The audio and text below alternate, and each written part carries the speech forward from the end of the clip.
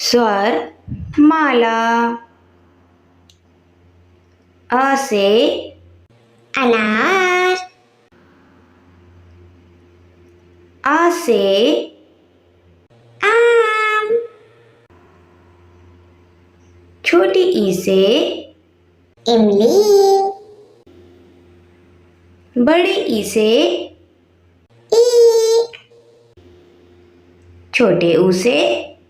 उल्लू, बड़े ऊ से ऊन, री से ऋषि,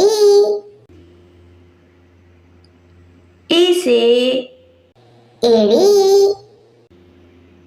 आई से ऐनक, ओ से ओखली, औ से औरत, अंग से अंगूर, अणा से